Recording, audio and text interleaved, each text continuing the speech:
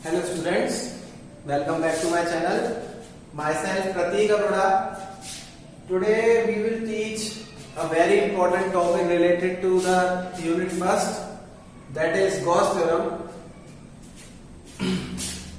Let's study Gauss theorem in electrostatics.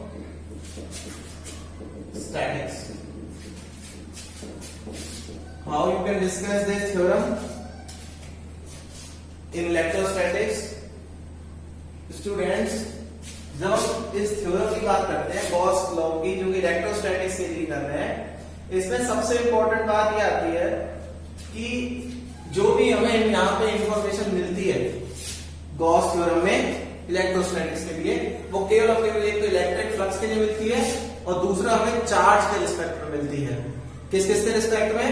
एक तो flux और दूसरा चार्ज, इन दो के रिस्पेक्ट में हमें इंफॉर्मेशन मिलती है। अच्छा, तो गॉस थ्योरम इन इलेक्ट्रोस्टैटिक्स होती क्या है? गॉस थ्योरम इन इलेक्ट्रोस्टैटिक्स होती है total flux to any closed surface is closed surface integral of the electric field, which is 1 upon epsilon naught times of the total charge enclosed to that surface. Enclosed to that surface.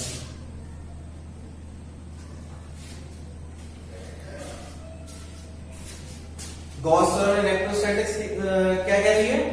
जो total flux होगा किसी भी closed surface के लिए वो बराबर होगा 1 upon epsilon naught times of the total charge enclosed to that surface. तो इसको हम लोग ऐसे लिख सकते हैं, देखिए, according to the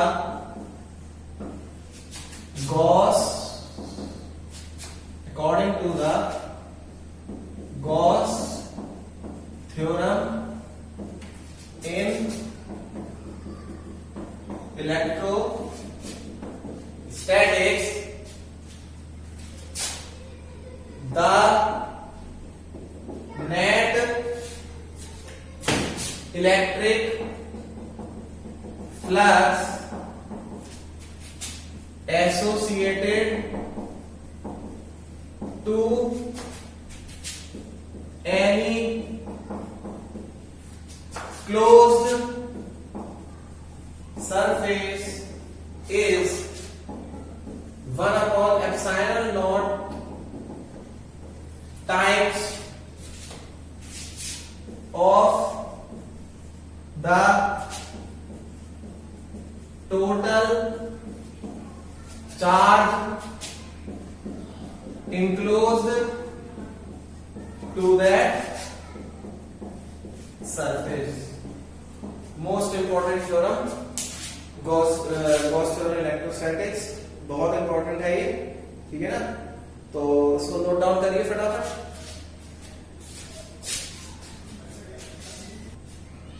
students, now the next topic is Gaussian surface.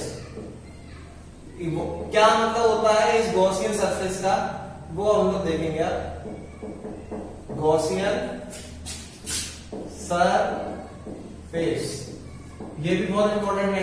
Gaussian surface का क्या मतलब है? गॉसियन सरफेस एक ऐसा सरफेस माना जाता है जिसको हम लोग किसी सरफेस इंटीग्रेशन के लिए यूज करेंगे। यानी कि हम कह सकते हैं Gaussian surface is that surface which we choose for surface integration। बहुत इंपॉर्टेंट बात कि गॉसियन सरफेस हम लोग जो लैड करेंगे अपनी तरफ से, वो क्या हेल्प करेगा? वो क्या हेल्प करेगा? सरफेस इंटीग्रेशन को सॉल्व करने में, ठीक है ना? अब हम लोग जो आते हैं, जो कि इसकी एप्लीकेशंस है, अब उसको डिस्कस करते हैं, ठीक है? तो फर्स्ट एप्लीकेशन को डिस्कस करते हैं, जो कि पेपर में आती है। हमारे सिलेबस में 3 है जो कि काफी इंपॉर्टेंट है एप्लीकेशंस। तीनों के तीनों एप्लीकेशंस देखेंगे। सबसे पहले हम लोग जो पढ़ते हैं हमारे सिलेबस में हम लोग 3 डिस्कस करते हैं जो काफी पूछी जाती है ना। उन 3 एप्लीकेशंस को जो है हम लोग 1 बाय 1 देखेंगे और पढ़ते हैं। जिसमें सबसे पहली एप्लीकेशन है वो है, और ये मोस्ट इंपॉर्टेंट है, ये आएंगे सीबीएसई 2018 में आई थी 5 मार्क्स में, ठीक है ना। तो आप लोग जरा ध्यान से देखें, काफी इंपॉर्टेंट एप्लीकेशन है। क्या है? Electric field intensity due to infinite straight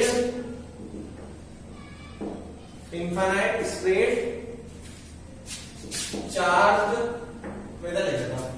infinite straight charge wire.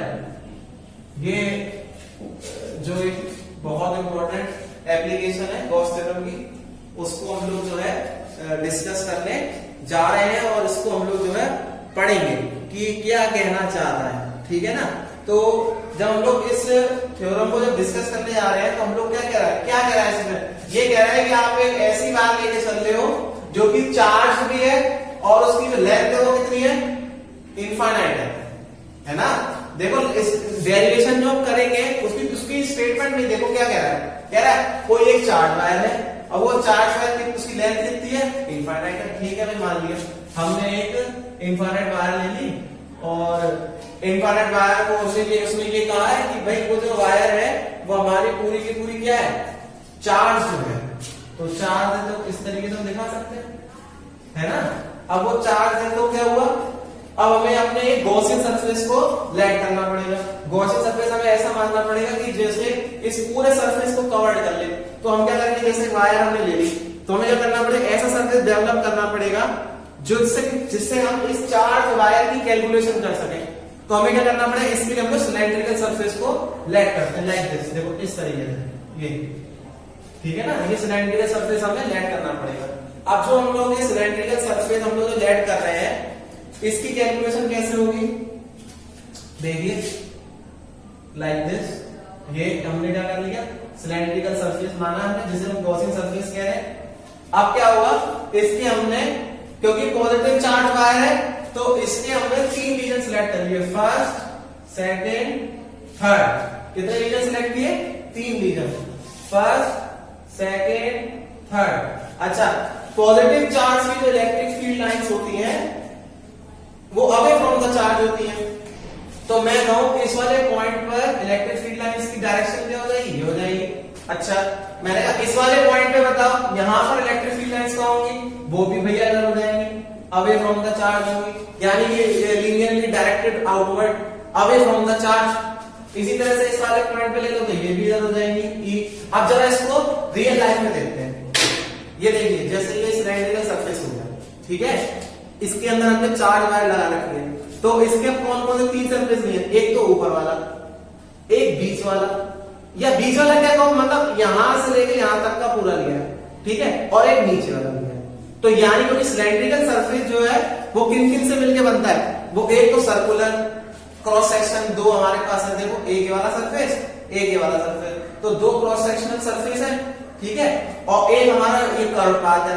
तो हम क्या करें, कर्व पाथ इतने में से हमने छोटा सा सिलेक्ट किया है। और अब जब हम लोग बात कर रहे हैं 2 और 1 कौन से हैं, एक ऊपर का है, एक नीचे का है। जब ऊपर की बात कर रहे हैं तो इधर भी लीनियरली डायरेक्टेड आउटवर्ड, बीच में कहीं भी किसी सिलेक्ट कर वो भी आउटवर्ड, इधर भी जो देख रहा वो भी आउटवर्ड। अच्छा, एरिया वेक्टर कहां होगा, एरिया वेक्टर ऊपर के सरफेस में कहां होगा, ऊपर की तरफ, है ना। एरिया वेक्टर हमेशा क्या होता है, directed outward in the perpendicular direction और नॉर्मल टू द सरफेस। तो एरिया वेक्टर हमारा ऐसे हो जाएगा। अच्छा, अब कर्व पाथ में तो हर पॉइंट पर एरिया वेक्टर कैसा होगा, डायरेक्टेड आउटवर्ड होगा। तो जैसे इस वाले पॉइंट पर भी एरिया वेक्टर कैसा होगा, ऐसे रहेगा। अच्छा, फिर इस वाले पॉइंट पे एरिया वेक्टर नीचे की तरफ रहेगा, ठीक है। अब क्या करना है, जो हमने एक गॉसियन सरफेस लिया उसके 3 रीजन जो सिलेक्ट किए उसको हम उस पे हम लोग गॉस थ्योरम अप्लाई कर देंगे, क्योंकि गॉस थ्योरम पे अप्लाई करना है। तो हम क्या लिखेंगे, we have considered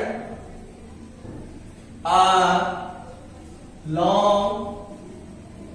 straight charge wire, जो कि हमने पहले का है। अच्छा, अब क्या होगा इसके बाद, according to the Gauss theorem. अच्छा, इसकी एक चीज मैं बताना भूल गया, इसकी गॉसियन सरफेस जो हमने लिया है उस सिलेंड्रिकल की लेंथ एल में, ठीक है। तो according to Gauss theorem, Gauss theorem apply करनी है ना हमें यहाँ पे। गॉस थ्योरम अप्लाई करेंगे तो कैसे करेंगे, सबसे पहले हम क्या लिखते हैं, फ्लक्स जो होता है वो किसके बराबर होता है, surface integral E dot ds is equal to this, यही तो होता है। तो अब क्या करेंगे, कितने सरफेस बने, 3 बने ना। तो देखो सरफेस इंटीग्रेशन फर्स्ट यानी ये वाला E डॉट ds1 प्लस फिर अब दूसरा वाले पे आ जाए S2, वो कितना जाएगा E डॉट ds2, फिर तीसरा वाला ले लो surface integration E dot ds3 बराबर किसके चल रहा है, Q अपॉन एप्सिलॉन। किसके बराबर है, किसके बराबर है, एक मिनट बराबर है Q अपॉन एप्सिलॉन, है ना। ठीक है, अब देखिए आगे अब क्या होगा। अब हमें क्या करना है, इनका डॉट हटाना है, और डॉट हटाने में पता है कौन सा आता है, प्रोडक्ट आता है, स्केलर प्रोडक्ट। और स्केलर प्रोडक्ट के अकॉर्डिंग है इसके फ्लक्स है, और फ्लक्स हम लोग जानते हैं स्केलर क्वांटिटी है। और डॉट प्रोडक्ट क्या बताएगा, इलेक्ट्रिक फील्ड और एरिया वेक्टर के बीच का एंगल। जरा पहले इस सरफेस पे देखिए, यहाँ 90 डिग्री, क्यों, दोनों एक दूसरे के परपेंडिकुलर है। ऐसे यहाँ पर भी है 90 डिग्री, लेकिन ये दोनों सेम डायरेक्शन में है, सेम डायरेक्शन में यानी कि पैरेलल लाइन से। तो पैरेलल के लिए एंगल कितना होता है, 0 डिग्री। तो देखिए अब इसको ओपन कर दीजिए। ओपन कैसे करना है, देखिए लाइन खींच देते हैं, देखिए जरा ध्यान से। हमने सबसे पहले इसको खोला तो आएगा हमारा surface integration E ds1 cos 90, इसको खोला हमने, ये रहा, ठीक है। E ds1 cos 90, ठीक है। अब इसको खोलिए, इसको खोलेंगे तो surface integration S2 E ds cos 0 degree. फिर अब इसको खोलिए, मैं नीचे लिख रहा हूं, इसके बाद का नीचे surface integration E ds cos 90 बराबर Q अपॉन एप्सिलॉन। ये देखिए ना, ये cos 90 है, कौन कौन से, cos 90 पहला, ये cos 0 ये रहा, cos 90 फिर ये बराबर में ये था, है ना। अच्छा, ये वैल्यू 0 हो गई, ये वैल्यू 0 हो गई, क्योंकि cos 90 की वैल्यू 0 होती है। तो हमारे पास ये बचा बस cos 0 की वैल्यू 1 होती है। तो देखिए ना, अब बस इसको डायरेक्ट लिखेंगे, देखिए surface integration S2 E ds बराबर Q अपॉन एप्सिलॉन नॉट, है ना। अब क्या होगा, अब हमें क्या है, चार्ज पर यूनिट लेंथ लेके चलती है। तो चार्ज पर यूनिट लेंथ क्या होती है, lambda is equals to Q by L होता है। तो क्या हो जाएगा, E सरफेस इंटीग्रेशन ds बराबर क्रॉस मल्टीप्लाई करा दीजिए, तो क्या है, Q की वैल्यू क्या रहेगी, lambda into L upon epsilon not. तो जरा बताइए, क्योंकि ये तो 0 हो गया, ये भी 0 हो गया, ये बीच का बचा यानी कर्व पाथ है। तो कर्व पाथ के लिए कितना सरफेस एरिया रहेगा, लिख देते हैं, ये बचा गया, ये हमारे पास कर्व सरफेस एरिया बचा, ऊपर वाले तो कैंसिल आउट हो गए थे क्योंकि वो 90 डिग्री की वजह से। तो लिख सकते हैं curved surface area of cylinder. तो वो कितना होता है curve surface area of cylinder, 2, नीचे लिख देते हैं, कितना होता है 2 पाई r h, और h कितनी है हमारे पास, l है, तो लिख देते हैं l। तो हमारे पास इतनी की वैल्यू आ गई, क्या है ये 2 पाई r लगा दीजिए, E into 2 pi r l is equal to lambda into l upon epsilon naught, L से एल गया, तो फाइनली E की वैल्यू आ गई 1 अपॉन 2 pi epsilon naught lambda by r। अच्छा, अब जो इलेक्ट्रिक फील्ड जो वेक्टर है, ठीक है, अब हमें ये भी पता लगाना पड़ेगा इसको वेक्टर फॉर्म में कैसे लिखें। तो वेक्टर फॉर्म में क्या होगा, अगर मान के चलिए इसकी डायरेक्शन जो है किस पे डिपेंड करेगी, उसका परपेंडिकुलर डिस्टेंस पे डिपेंड करेगी, जो कि वायर के लिए हमने मानेंगे। तो वो कैसे कहेंगे, इलेक्ट्रिक फील्ड अगर वेक्टर फॉर्म में लिखनी है तो 1 अपॉन 2 pi epsilon naught lambda by r into r cap. ये r कैप भी जो होगा वो इस इलेक्ट्रिक फील्ड की डायरेक्शन को शो करेगा कि डायरेक्शन किस ओर है। ठीक है, बहुत बहुत बहुत इंपॉर्टेंट है स्टूडेंट्स। अब जो सेकंड एप्लीकेशन है उसको डिस्कस करते हैं। सेकंड एप्लीकेशन है हमारी electric field intensity due to spherical, वैसे एक चीज कर सकते हैं, थिन स्फेरिकल शेल। ये एप्लीकेशन है हमारी नेक्स्ट। ठीक है, अब इस एप्लीकेशन को देखते हैं। ठीक है, इस एप्लीकेशन को करने के लिए क्या है, हमें फिर वही बात है, एक शेल हमने लिया। ठीक है, ये जो शेल लिया है, इस शेल के लिए हमने क्या क्या चल रहा है, इनसाइड द सरफेस ये प्लस क्यू चार्ज रखा है, और प्लस क्यू चार्ज रखने के बाद ये इसकी रेडियस हो गई r, पूरा सरफेस s है, उसमें से हमने कोई गॉसियन सरफेस सिलेक्ट किया।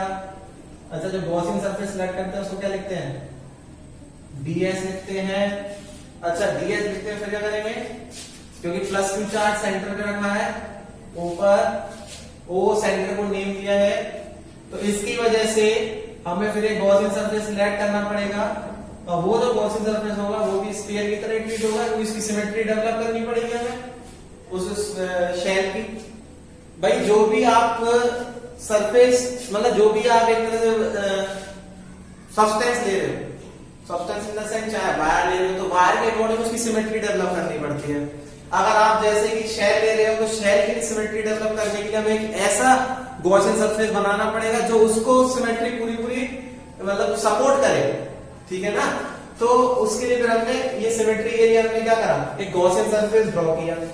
अच्छा, यही जो गॉसियन सरफेस है, इसी के बिहाफ पर इलेक्ट्रिक फील्ड इंटेंसिटी अलग अलग पॉइंट पर निकलेगी। अच्छा ठीक है, तो अलग अलग पॉइंट पे निकलेगी, फिर कैसे कैसे निकलेगी, देखो, जब हम लोग अलग अलग पॉइंट पे इलेक्ट्रिक फील्ड निकालेंगे, जिसके लिए हम कह सकते हैं इस वाले पॉइंट पर इलेक्ट्रिक फील्ड की डायरेक्शन बाहर की तरफ, क्यों, क्योंकि पॉजिटिव चार्ज है, तो इनसाइड कंडक्टर इलेक्ट्रिक फील्ड 0 होती है। ठीक है, इनसाइड द इलेक्ट्रिक फील्ड 0 होती है। ठीक है ना, जिसकी वजह से अब क्या होगा, इलेक्ट्रिक फील्ड रेडियली आउटवर्ड हो जाएगी इस पॉजिटिव चार्ज की वजह से। इसका एरिया वेक्टर सरफेस के परपेंडिकुलर होगा हर एक पॉइंट पर उस स्फेरिकल शेल में। तो हम लोग क्या करेंगे, 3 पॉइंट पे निकालेंगे। सबसे पहले फॉर, अब देखिए एक चीज देखो, ये मैंने क्या करा, यहां से ये जो सरफेस लिया है, इसको रेडियस मैंने मान लिया कैपिटल R। ठीक है, तो for R and capital R, ये दो लिया। गॉसियन सरफेस के लिए मैं कैपिटल R मान रहा हूं, तो जो कैपिटल R है इस स्मॉल r से कैसा है, बड़ा है ना। ठीक है, बड़ा है तो इट मींस हम लोग लिखेंगे electric field outside the shell, ये निकालेंगे हम लोग, electric field outside the shell निकाल रहे हैं हम लोग। ठीक है, electric field outside the shell निकालेंगे, तो कैसे निकालेंगे, गॉस थ्योरम को यूज करके। तो अकॉर्डिंग टू गॉस थ्योरम, तो उस गॉस थ्योरम के अकॉर्डिंग क्या हो जाएगा, surface integration E dot ds is equal to q by epsilon naught. अच्छा, आप देखो एक चीज, जो ये स्फेरिकल सरफेस है, तो इसका टोटल सरफेस एरिया कितना होगा, total surface area of sphere कितना होता है, वो हो जाता है 4 pi R square, total surface area of the sphere. तो हम क्या कह सकते हैं, देखो ध्यान से, ई सरफेस इंटीग्रेशन ds बराबर q अपॉन एप्सिलॉन नॉट, है ना। तो कितना जाएगा, e इंटू कितनी वैल्यू दिखाई है, देखो ये सरफेस इंटीग्रेशन ds की कितनी वैल्यू है, 4 पाई आर स्क्वायर। तो लिख दो 4 पाई आर स्क्वायर बराबर q अपॉन एप्सिलॉन नॉट। लेकिन हाँ आर ज्यादा नहीं लेंगे, आर हम लोग कैपिटल आर लेंगे क्योंकि गॉसियन सरफेस हमारा ये है, ठीक है। देखो ये ना गॉसियन सरफेस जो सिलेक्ट किया, इसके लिए हमने कैपिटल आर माना। तो इलेक्ट्रिक फील्ड कितनी हो जाएगी, इलेक्ट्रिक फील्ड हो जाएगी हमारी E = 1/4 pi epsilon naught q by r square. अरे ये तो एक रिजल्ट आ गया, क्या रिजल्ट आया कि आउटसाइड द शेल जो है इलेक्ट्रिक फील्ड को कैसे बिहेव कर रही है, एज अ पॉइंट चार्ज। तो देख सकते हैं outside the shell electric field behaves as a point charge, ठीक है ना। आउटसाइड द शेल जो है इलेक्ट्रिक फील्ड कैसे बिहेव कर रही है, एज अ पॉइंट चार्ज। तो आप लोग नोट डाउन करिए, जगह नहीं है तो इसलिए मैं फिर आगे कर रहा हूं। तो मैं समझता हूं आपने इसको नोट डाउन कर रहे होंगे, तो जल्दी नोट डाउन करिए, नोट डाउन करो फटाफट सारे बच्चे, नोट डाउन करो, नोट डाउन करो फटाफट, ठीक है, स्पीड में नोट डाउन करो। अच्छा आपने जब अब ये नोट डाउन कर लिया है, अब आगे सॉल्व करते हैं। आगे कौन सा करेंगे, अब करेंगे electric field at the surface of the shell, है ना। अब दूसरा निकालेंगे electric field at the surface of the shell. देखते हैं कितना होता है इसका, इसको भी देखते हैं। Electric field at the surface of the shell, इसमें ये कंडीशन भी चेंज हो जाएगी और सेकंड केस बन जाएगा। देखते हैं, देखिए ना दूसरे केस में क्या होगा, R = this, क्यों, क्योंकि हम लोग कहा है electric field at the surface of shell, मतलब शेल की सरफेस में निकालना है, यानी ये जो हमने शेल लिया है ना यहां पर निकालना है। तो यहां पर निकालने के लिए क्या करना पड़ेगा, अब यहां पर निकालने के लिए इलेक्ट्रिक फील्ड को कैलकुलेट करना पड़ेगा। तो वो किससे निकलेगी, कोई गॉस थ्योरम से निकलेगी। कैसे निकलेगी, phi E surface integration E dot ds which is equal to q upon epsilon naught, ये होता है, लेकिन हमें इसकी जरूरत तो है नहीं, ठीक है नहीं है। अच्छा इसको और थोड़ा सा आप लिख देते हैं q अपॉन एप्सिलॉन नॉट, ठीक है। फिर क्या करा, अब इसको ओपन किया, E इंटू, ध्यान से देखना गॉसियन सरफेस है, गॉसियन सरफेस हमारा क्या रहेगा 4 पाई कैपिटल R स्क्वायर बराबर q upon epsilon not.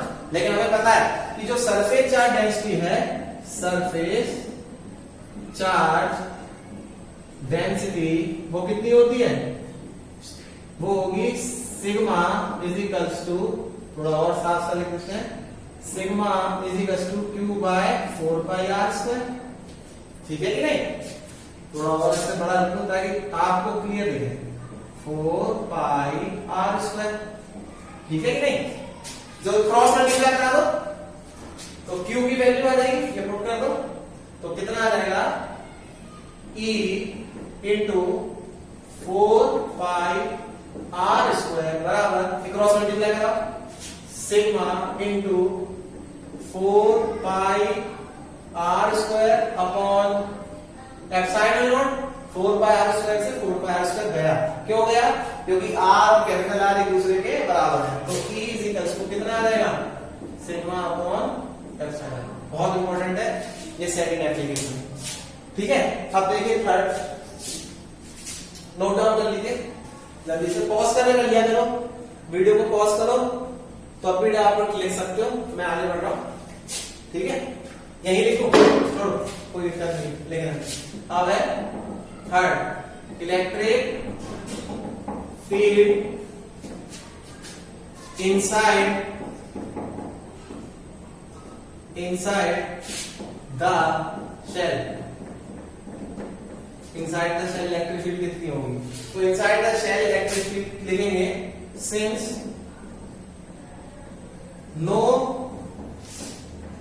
since the electric field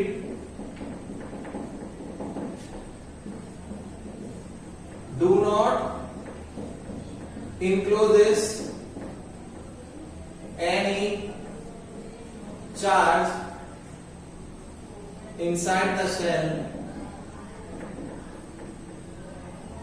ठीक है, inside the shell, therefore electric field inside the shell is 0। बहुत इंपॉर्टेंट है, ठीक है, इसे भी नोट डाउन कर लीजिए। तो इसका जो ग्राफ होगा वो कैसा होगा, ग्राफ देखिए, बहुत इंपॉर्टेंट ग्राफ है, इलेक्ट्रिक फील्ड और कैपिटल आर के बीच में।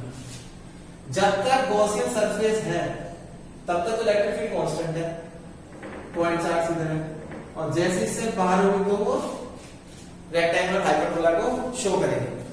इसे नोट डाउन कर लीजिए। इट मींस यहां पर तो इलेक्ट्रिक फील्ड डायरेक्टली होगी और यहां पर इलेक्ट्रिक फील्ड इनवर्स होगी, ठीक है, ये दोनों रिलेशन है, बहुत इंपॉर्टेंट है।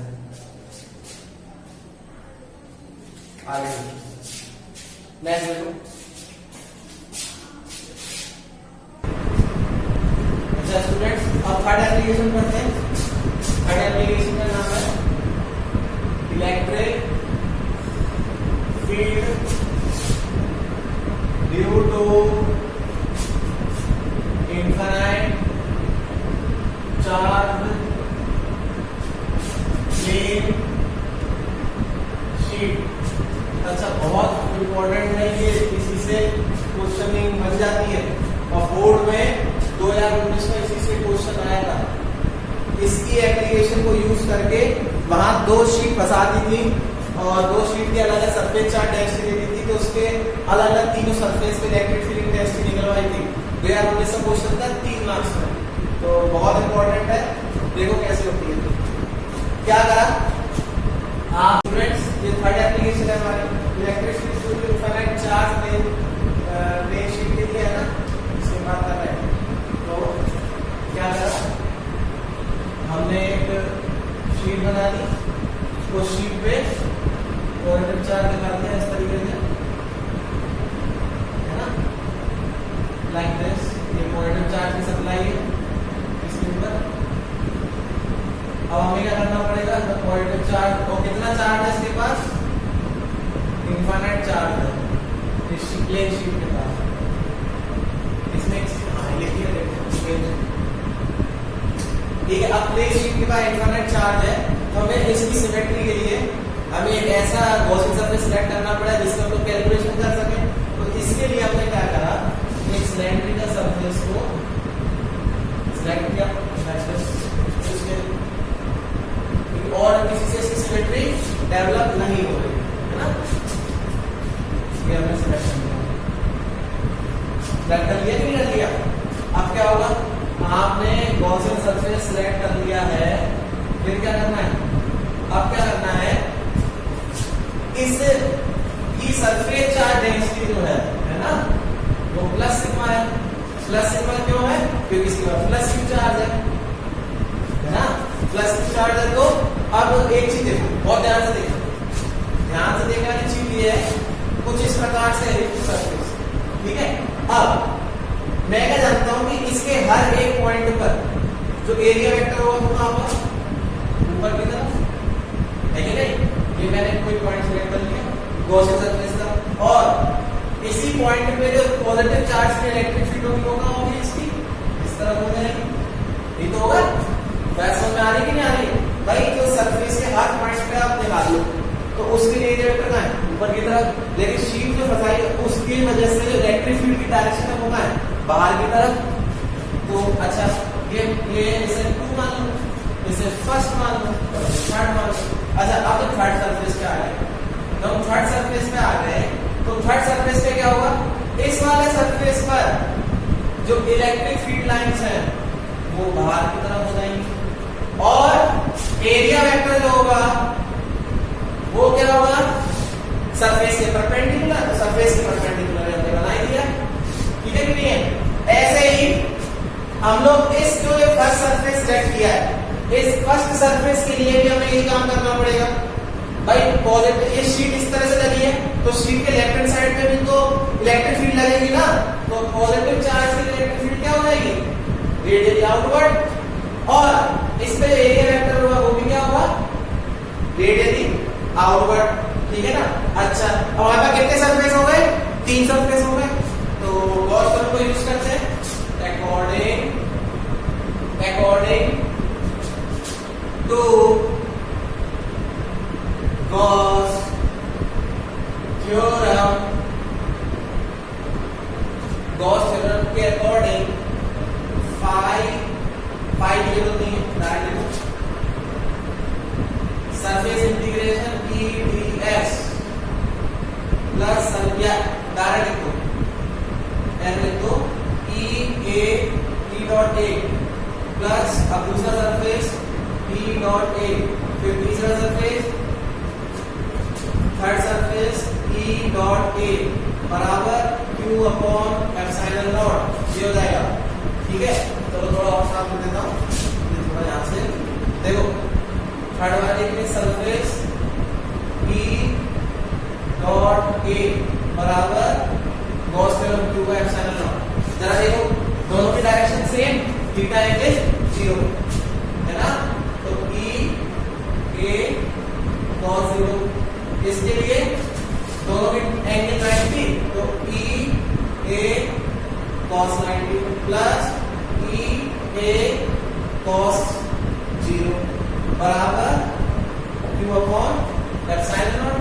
तो कितना आ गया, ये तो ये कितना हो गया 1, ये कितना हो गया 1, ये कितना हो गया 0, तो फाइनली कितना है 2EA, क्योंकि ये भी है और ये भी है, बराबर क्या है q अपॉन एप्सिलॉन नॉट, और क्या होता है सिग्मा इक्वल टू क्या होता है q बाय a, होता है कि नहीं होता, तो क्रॉस मल्टीप्लाई कराओ, q की वैल्यू क्या आएगी सिग्मा इनटू a, ये वैल्यू पुट कर दो यहाँ पे, तो क्या आ जाएगा आंसर आ जाएगा हमारा 2EA बराबर sigma into a upon epsilon not, ये से ये गया, तो इलेक्ट्रिसिटी डेंसिटी कितनी आ गई सिग्मा अपॉन 2 बहुत इंपॉर्टेंट, इसे याद कर लेना, बहुत इंपॉर्टेंट है।